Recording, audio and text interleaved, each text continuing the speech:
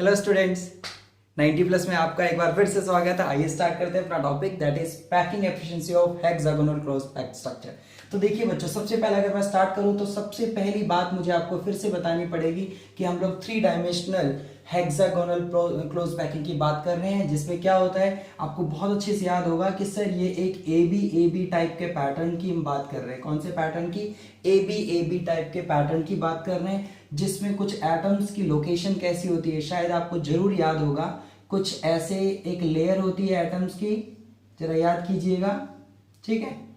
कुछ ऐसे आपके 1 2 3 4 5 6 और 7 एटम्स की लेयर होती है, और सेकेंड लेयर में ऐसे बीच में 3 एटम्स प्रेजेंट होते हैं, जैसे ए, और ये लेयर कौन सी है? बी। उसके बाद सेम लेयर फिर से रिपीट होती है, जरूर आप सबको याद होगा, ठीक है। सपोज ये मैं रिपीटेड लेयर बना रहा हूं, समझने की पूरी कोशिश कीजिएगा सब लोग। 1 2 3 4 5 6, ये इसको ठीक कर देता हूं, ये इस टाइप का पैटर्न डन।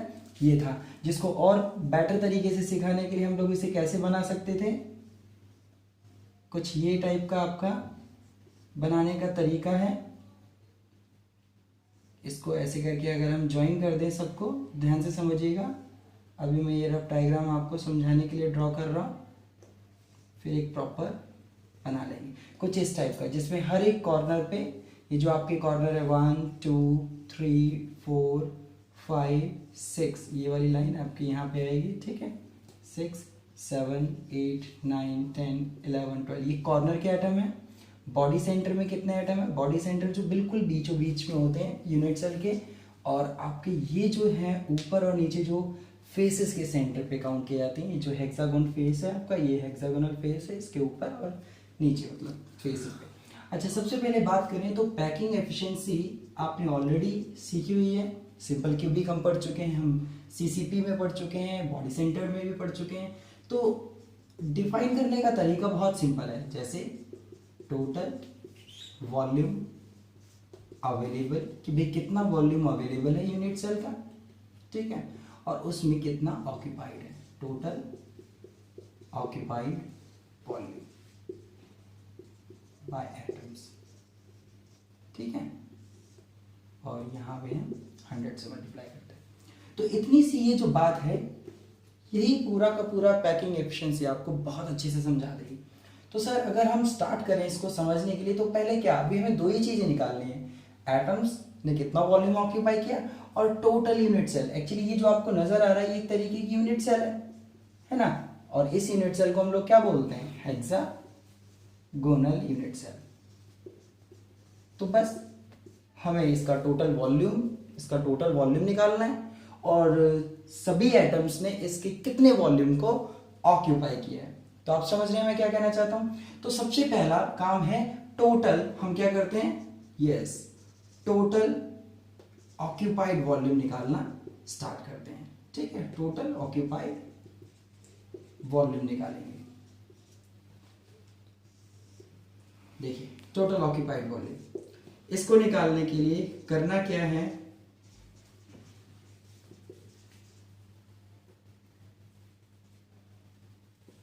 करना क्या है आपको, सिर्फ इतना कि कितने एटम्स हैं, number of atoms per unit cell.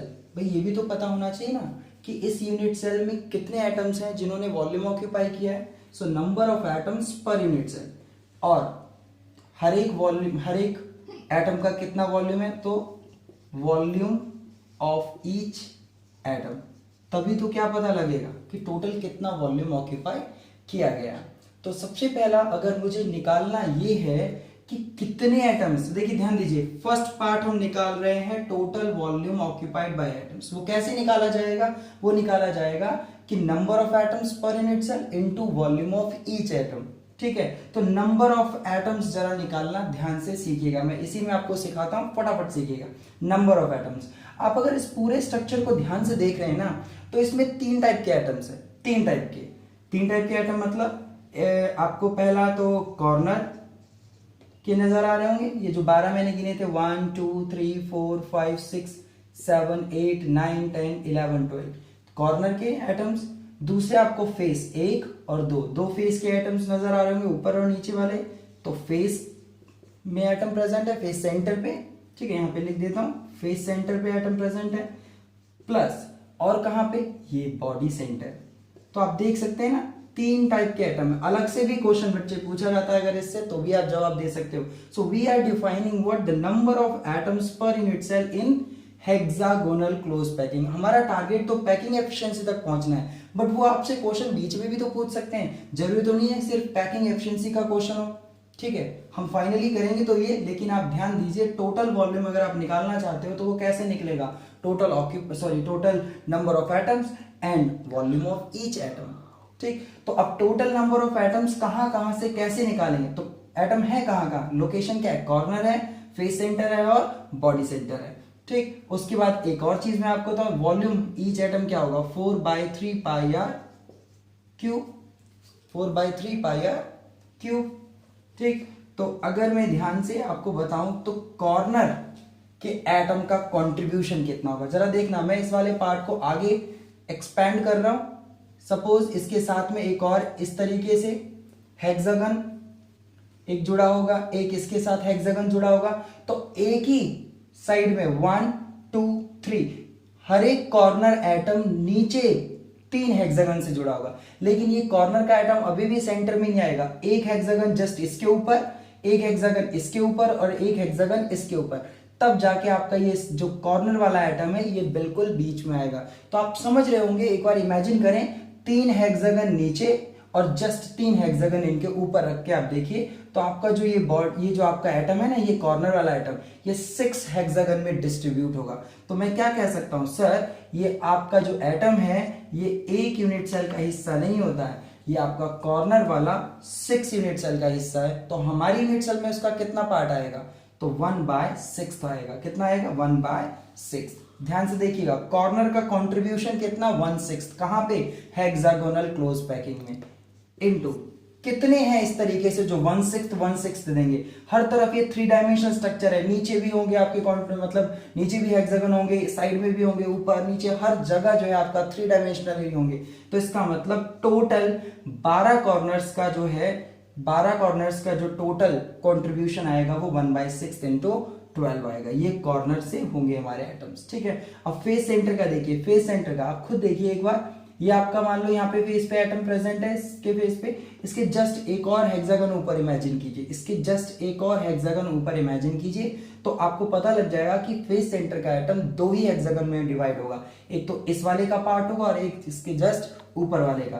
तो मैं यहाँ लिख सकता हूँ 1/2, ठीक है। पर यूनिट सेल इसका कॉन्ट्रीब्यूशन कितना होगा, 1/2। अब हैं कितने फेस सेंटर के एटम, सिर्फ 2 ही हैं, डन। इसके बाद अगर हम बात करें, चेक कीजिएगा, इसके बाद बॉडी सेंटर, तो आप समझ रहे हैं कि बॉडी सेंटर के जो एटम होते हैं वो सिर्फ बॉडी सेंटर का ही पार्ट होते हैं, वो किसी और से शेयर नहीं होते। सो 1 यूनिट सेल में ही शेयर्ड है, ठीक है, और हैं कितने, 3। तो ये आपका टोटल हो जाता है इस हिसाब से, और ये आप मल्टीप्लाई करेंगे तो आप देख सकते हैं कि एटम्स की संख्या टोटल कितनी आएगी, यहां से 2, यहां से 1 और ये आपका 3, तो टोटल एटम्स की संख्या होगी, चेक कीजिए, 6 हो जाएगी, और ये आप निकाल सकते हैं। मैं यहां से ये हटा देता हूं ताकि आपको नजर आए, और ऊपर लिख देता हूं इसको। तो इस हिसाब से वॉल्यूम ऑक्यूपाइड जो आएगा बेटा वो होगा 6 into 4/3 pi r cube, which is 24/3 pi r. तो हमने फर्स्ट पार्ट निकाल लिया, हमने टोटल ऑक्यूपाइड वॉल्यूम निकाल लिया, और अब हमें क्या निकालना है, टोटल अवेलेबल वॉल्यूम। एक बार आप चेक कर लें इसे। हाँ बेटा, तो टोटल ऑक्यूपाइड वॉल्यूम हमारे पास हो गया 24/3 पाई आर क्यूब। देखिए मैंने आपको एक फ्रेश स्ट्रक्चर बना दिया, अब जरा फिर से समझते हैं और स्टार्टिंग करते हैं किस चीज की, वॉल्यूम अवेलेबल। तो अब देखिए, अगर मुझे ये चाहिए कि कितना सारा वॉल्यूम अवेलेबल है, तो मैं आपको क्लियर कर दूं, वॉल्यूम अवेलेबल इज इक्वल है किसके, वॉल्यूम ऑफ हेक्सागन। ये जो आपके पास 3D हेक्सागन आपको स्ट्रक्चर जो नजर आ रही है उसके बराबर होगा, ठीक है, वॉल्यूम ऑफ हेक्सागन, ठीक, हेक्सागन। तो अब देखना ये है कि वॉल्यूम ऑफ हेक्सागन, जो कि एक तरीके से ये क्या है, यूनिट सेल है ना हमारी, हेक्सागोनल यूनिट सेल है, तो पूरा ऐसे भी लिख सकते हैं volume of hexagonal unit cell, आप इस तरीके से भी मेंशन कर सकते हैं। तो अगर volume of hexagonal unit cell मुझे निकालना है, ठीक है, तो कैसे क्या करना होगा, तो देखो सिंपल, कितना आसान है। एरिया ऑफ बेस चाहिए होता है, ये जो आपको बेस नजर आ रहा है ये, ठीक है, हेक्सागन टाइप का, ये 2D में है, नीचे वाला जो आपका फ्लैट पोर्शन है ये कुछ ऐसा, इसका एरिया चाहिए होगा, एरिया ऑफ हेक्सागन चाहिए इनटू इसकी हाइट क्या है। अब ये दो पैरामीटर हमें कैलकुलेट करने और मल्टीप्लाई करना है और हमारे पास आ जाएगा वॉल्यूम अवेलेबल। फिर जो ऑक्यूपाइड वॉल्यूम है और जो आपका हेक्सागन का वॉल्यूम आएगा उनको क्या कर देना है, आपको रेशियो लेना है, ठीक है। तो सबसे पहले स्टार्ट करते हैं एरिया ऑफ बेस। तो ध्यान से समझिएगा, मैं इसमें निकालने वाला हूं क्या, एरिया ऑफ बेस, बहुत ध्यान से समझिएगा। तो area of base is 6 times area of triangles. अब यहाँ पे क्या मैं लिख रहा हूँ, जरा इस बात को समझें। ये जो आपको साइड नजर आ रही है, जो बेस नीचे का है, इसको मैं फिर से बनाता हूँ आपके लिए। अगर आपने 2D हेक्सागन का नहीं देखा है तो ध्यान से देखिएगा। ये आप हर एक कॉर्नर पे एक एक एटम है। अगर मैं इन कॉर्नर्स पे एटम प्लेस करूं, हालांकि सभी सेम रेडियस के होंगे, आप समझने की कोशिश करना, सभी एटम सेम रेडियस के होंगे बेटा, तो आप पूरी कोशिश करना इसको समझने की, ये इस तरीके से और ये सब, और एक बीचों बीच में, ठीक है। तो अब आप देख सकते हैं, अगर मैं इसके सेंटर को सभी कॉर्नर से जोड़ दूं इस तरीके से, तो ये बराबर बराबर 6 ट्रायंगल्स में डिवाइड होगा। तो जो ट्रायंगल आपका बन रहा है, दिस इज इक्विलैटरल ट्रायंगल, जो कि 3 एटम से बन रहा है, ध्यान से समझिएगा, है ना, ठीक। तो इक्विलैटरल ट्रायंगल, और अगर मैं यहाँ पे एक और छोटी सी चीज आपको बता देता हूँ, वो ये, मान लीजिए हर एक एटम की रेडियस r है, तो जो साइड हो जाएगी हमारे इस इक्विलैटरल ट्रायंगल की वो है 2r। तो एरिया ऑफ इक्विलैटरल ट्रायंगल जो होगा एक का, अगर मैं उसे 6 टाइम्स कर देता हूं तो आपके पास इस पूरे बेस का एरिया आ जाता है। तो आप जरा स्टार्ट कर देते खत्म। 6 टाइम्स कितना होगा, एरिया ऑफ इक्विलैटरल ट्रायंगल कितना होता है, इट इज √3/4, डायरेक्ट लगा सकते हैं, √3/4 इंटू साइड स्क्वायर, यही होता है, याद है आप सबको। तो 6 इंटू √3/4। अब हर एक ट्रायंगल की साइड कितनी देखी हमने, इट इज 2r²। तो ये इस हिसाब से हमारे पास हो जाता है √3/4 एंड 4r², ये आपका हट जाता है, कैंसिल हो जाएगा, 6√3r²। इस हिसाब से देखिए आपके पास क्या आता है, एरिया ऑफ बेस। ध्यान दीजिएगा, टारगेट नहीं भूलना है, टारगेट क्या था हमारा, यूनिट सेल का वॉल्यूम निकालना, क्योंकि जो यूनिट सेल का वॉल्यूम होगा वही वॉल्यूम अवेलेबल होगा। यूनिट सेल के वॉल्यूम के लिए हमें ये दो चीजें चाहिए थी, जिसमें से मैंने आपको क्या बता दिया, एरिया ऑफ बेस। तो जल्दी से इसे चेक कर लें, अच्छे से नोट कर लें, और उसके बाद स्टार्ट करते हैं हाइट।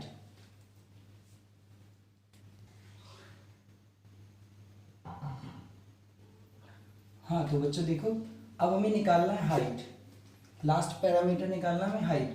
तो हाइट निकालने के लिए आप जरा यहाँ पे ध्यान दीजिए कि आपको जो फेस सेंटर का एटम ऊपर और जो फेस सेंटर का एटम नीचे नजर आ रहा है, सपोज यही तो आपके इन्हीं के सेंटर की दूरी को हाइट बोल रहे। देखो मैं मार्क कर रहा हूं, मैं इस एटम की बात कर रहा हूं और मैं इस एटम की बात कर रहा हूं। तो ये जो आपका पार्ट है, यहाँ जो दूरी है ये वाली, यही तो आपकी पूरी हाइट है। तो मैं अगर मान लो इन एटम्स को क्लियर आपको यहाँ पे दिखा देता हूँ, तो इसके बीच कितने और एटम हैं, अगर मैं इन दोनों को, इनके सेंटर्स को ज्वाइन करता हूं, तो ध्यान दीजिए जरा, यस, इन तीनों एटम्स के सेंटर के बीच से होके जाता है ना। तो अगर आपको पूरा पैक्ड स्ट्रक्चर प्रॉपर समझना है तो यही चीज हमारी हाइट है, और हमें h की वैल्यू निकालनी है किसी तरीके से, ठीक है, ये निकालना है। तो इसके लिए हम सिर्फ इतना पोर्शन लेते हैं, ये वाला पोर्शन, हम आधा पोर्शन ले रहे हैं, सिर्फ ये वाला पार्ट। तो इस आधे पार्ट को अगर मैं देखूं तो देखो जरा, क्या आपको नहीं लगता कि जब ये एटम्स एक दूसरे से पैक्ड होंगे, मतलब ये बिल्कुल लेयर एक दूसरे के ऊपर, जैसे एक लेयर नीचे है, उसके ऊपर 3, उसके ऊपर आगे 6 एटम्स रखे हुए हैं, तो ये बिल्कुल पास पास है। तो ऐसे केस में क्या हुआ कि जो 3 एटम हैं ये बिल्कुल क्लोजली पैक्ड है कुछ इस तरीके से, और इनके बीच एक मैं इसे प्रॉपर बना देता हूं, ये कुछ ऐसा होगा आपका, और इसके ऊपर ये जो आपका यहाँ पे एक तरीके से ट्रायंगुलर वॉइड बन चुका है, इसके ऊपर हम लोग रखने वाले हैं। तो इस एटम को इसके ऊपर रखने वाले हैं, लेकिन मैं यहाँ पे आपको पूरा रख के नहीं दिखाऊंगा, क्योंकि हाइट निकालने के लिए मैं इसको आपको ऊपर ऐसे करके दिखा देता हूँ। तो ये एटम इन तीनों एटम के बिल्कुल जस्ट इस कॉर्नर पे रखा होगा, इसके कॉर्नर कह रहा हूँ, ये आपका जो ट्रायंगुलर वॉइड है इसके ऊपर प्लेस किया हुआ है। तो अभी देखना है कि अगर ये इसके ऊपर रखा हुआ तो ये एटम और ये एटम आपस में एकदम एक दूसरे के कांटेक्ट में आएंगे। तो मैं क्या करता हूं, इसका सेंटर और इस एटम के सेंटर को जोड़ देता हूं। देखिए इस सेंटर को और इसको जोड़ दिया, और क्लियर दिखाने के लिए मैं मार्कर बदल देता हूं ताकि आपको प्रॉपर नजर आए। और ये वाला मैंने इससे जोड़ना है, ये जो सेंटर से निकलेगा, और इसको इस तरीके से जोड़ देना है आपको। देखो ट्रायंगल नजर आएगा, एक आपको 90 डिग्री का एक सिंपल राइट ट्रायंगल नजर आएगा, जिसे आप सीधे ही बोल सकते हैं। तो ये ट्रायंगल इमेजिन करना है, ये वाला जो एटम है ये इसके ऊपर रखा जाएगा। ध्यान दीजिए 3 बॉल हैं और 3 बॉल के ऊपर आपने एक 4th बॉल ऊपर से रख दी है। तो आप देखते हैं ना कि इनके जो आपके सरफेस है कांटेक्ट में आएंगे। तो ये वाला जो इसकी जो ये वाला पोर्शन है जो यहां से आपको ये नजर आ रहा है, यही तो अपना क्या है h/2। और ये जो आपकी साइड है, ये वाली जो साइड आपको ये जो ड्रॉ कर रहा हूं इस साइड, ये हाइट आपको पता है कितनी होगी, ये वाली जो हाइट कह रहा हूं इसे, ये साइड आपकी होगी 2r। अगर मैं एक एटम की रेडियस को r लेट करके चल रहा हूं तो आप देख सकते हैं ये एटम और ये एटम जो है, जिसे मैं अभी राउंड कर रहा हूं, ये दोनों कांटेक्ट में होंगे, तो इस हिसाब से 2r। अब प्रॉब्लम आती है सर ये वाली साइड कितनी होगी, क्योंकि ये यहाँ पे जो आपका वॉइड है इसके आगे तक ये पोर्शन जा रहा है। तो किसी भी तरीके से अगर से ए बी और सी कंसीडर कर लो, तो हमें ए बी की साइड पता है 2r और ए सी हमें पता है h/2। बट अगर हमें ये बी और सी की साइड का पता लग जाए तो हम सीधे ही h की वैल्यू निकाल लेंगे। लेकिन बी और सी की साइड का पता लगाने के लिए आप फिर से देखिए इस ट्रायंगुलर वॉइड को जरा फिर से चेक कीजिए बच्चे एक बार। ये थोड़ा सा लेंदी पार्ट है, प्लीज ध्यान से समझिएगा तो आपको जरूर समझ आएगा। ये देखिए इस तरीके से मैंने ये ट्रायंगल बेस ट्रायंगल बना दिया। ठीक, अब अगर बेस ट्रायंगल बना दिया, इन सभी के सेंटर को मैं जोड़ रहा हूँ, इक्विलेटरल बनेगा, ध्यान दीजिए। लेकिन वो जो आपकी जो ये जो साइड है, ये यहाँ से लाइन जो है ये आपकी वो इसके सेंटर से निकल रही है, ये वाला सेंटर। तो ये मैं ज्वाइन कर रहा हूं इसको इस तरीके से, ये यहां से ये देखिए ये यहां तक ज्वाइन कर रहा हूं, ये देखिए। और मैं इसको इसके ऊपर, ये देखिए आपको एक ट्रायंगल नजर आ रहा होगा, एक तो बड़ा ट्रायंगल दिख रहा है ये आपका, ठीक है। इस वाले ट्रायंगल को मैं ब्लू मार्कर से दिखा देता हूं, अब आपको होप कि साफ नजर आ रहा होगा। तो आप देख सकते हैं ये पूरा का पूरा 60 डिग्री का है, 60 डिग्री होगा ये पूरा। लेकिन जो ट्रायंगल आपका अभी जो आपने बनाया ये मान लीजिए 60 डिग्री का है ये, और ये वाला जो है आपका वो है 30 डिग्री। कितना होगा 30 डिग्री। तो आपको ये वाली साइड चाहिए, ये वाली साइड चाहिए। तो देख लीजिए कितना आसान है निकालना। ये वाली साइड आपकी r, ये r, तो ये वाली साइड आपकी r है। और मुझे अगर मैं इसे x कंसीडर कर लूं तो आप सीधे क्या फॉर्मूला लगा सकते हैं यहाँ पे, ट्रिग्नोमेट्री ढंग से यूज करके कैसे निकाल सकते हैं, हाइपोटेनस अपॉन में बेस इज इक्वल cos 30 डिग्री। चेक करें, हाइपोटेनस ये वाली साइड और बेस ये वाली साइड, cos 30 डिग्री। तो आपको पता है यहाँ पे मैंने x हाइपोटेनस लिया है, आपका रेडियस जो r है आपका बेस है, और ये आपका cos 30। जैसा कि आप सबको पता होगा cos 30 की वैल्यू जो होती है वो आपकी √3/2 होती है। तो जैसे ही आपको निकालना क्या था, आपको ये वाली लेंथ निकालनी है ना, ये जो दिखाई दे रही है x निकालना है, ये आपको ये जो आपका x है ये निकालना था। तो ये देखिए कितना आएगा आपका, चेक कीजिए x की वैल्यू कितनी आएगी, इट इज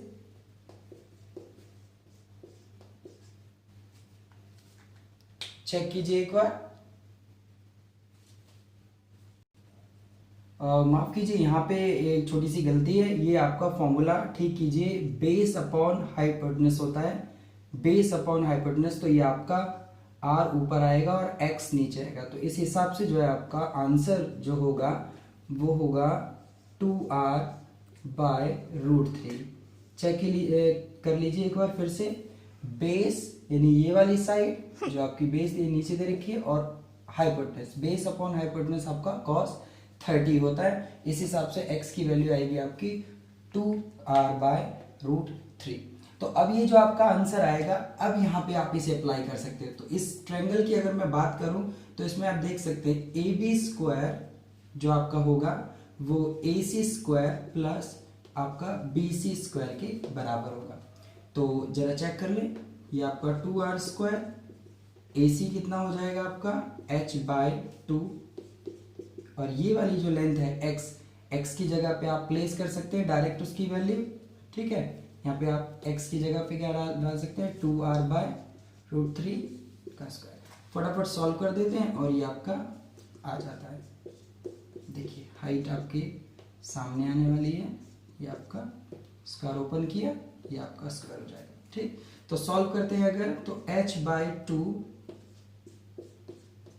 तो ये आपका यहाँ पे 4r² माइनस में आ जाएगा। सिंपल मैथमेटिक्स लगा करके आप इसे सॉल्व कर लें, 12 हो जाएगा आपका 12r² minus 4r² divide by 3, done. तो ये हो जाएगा 8r²/3। ओके, आपको सबको सही से दिख रहा होगा, समझ आ रहा होगा। एक बार चेक कर लें फटाफट।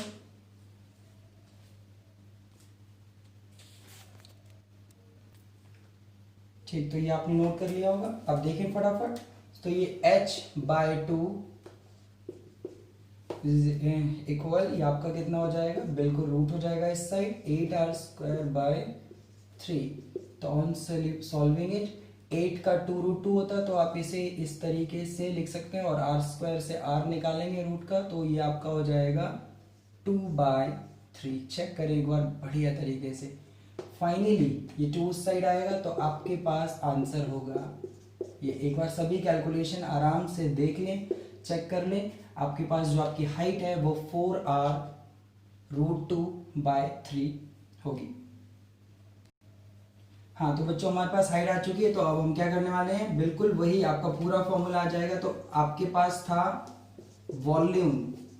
वॉल्यूम ऑफ हेक्सागन या यूनिट सेल जो आप लिख रहे थे, वो कितने के बराबर हो जाएगा, बेस का आपको कितना टोटल एरिया था, बेस 6√3r² था, पीछे आपने कैलकुलेट किया था, इनटू हाइट आपके ये हो गई। अब सीधे ही आप देख सकते हैं ये 24r³ और √3 से √3 कट जाएगा √2। तो देखिए ये आपका आंसर आएगा, चेक कर लीजिए, √3 से √3 कैंसिल हो जाएगा आपका, और ये 4 × 6 24r³, बिल्कुल ठीक। तो ये आपके पास क्या हो गया, वॉल्यूम। यही वॉल्यूम क्या है, वॉल्यूम अवेलेबल, ठीक है। ये कौन सा वॉल्यूम था, अवेलेबल, और ऑक्यूपाइड आपके पास था। तो पैकिंग एफिशिएंसी में सीधे ही इनको प्लेस कर सकते हैं। तो वॉल्यूम ऑक्यूपाइड कितना था 24, चेक कीजिए पीछे, 24/3 πr³, और ये आपका है 24√2r³ लिख सकता हूं इंटू 100। ध्यान दीजिए, जब इसे आप पूरा सॉल्व करते हैं प्रॉपर सभी वैल्यूज डाल करके, जब इसे आप सॉल्व करते हैं, चेक कीजिए 3.14, ये 3 नीचे आपका, √2 की वैल्यू 1.41, ठीक, और इंटू 100, देखिए ये आपका 70% लगभग आता है। चेक कीजिए, कैलकुलेटेड है, आप डायरेक्ट ही जो है ना ध्यान रख सकते हैं कि हेक्सागोनल क्लोज पैकिंग की जो पैकिंग एफिशिएंसी है, बिल्कुल यानी कि HCP की जो पैकिंग एफिशिएंसी है वही आपकी CCP की भी पैकिंग एफिशिएंसी होती है। दोनों की पैकिंग एफिशिएंसी बराबर होती है। और जो फ्री स्पेस है, जो फ्री स्पेस होता है वो आप देख सकते हैं 26% होता है। बहुत अच्छा पार्ट है, डेरिवेशन नहीं चाहिए होती है, लेकिन बीच में जैसे हाइट हो गया, टोटल वॉल्यूम बेस का ऑक्यूपाइड कितना हुआ, मतलब बेस का वॉल्यूम कितना हुआ, और हेक्सागन का वॉल्यूम, ये छोटी छोटी चीज़ें आपको जरूर पता होनी चाहिए। आप इसको अच्छे से नोट कर सकते हैं और इसे पढ़ सकते हैं।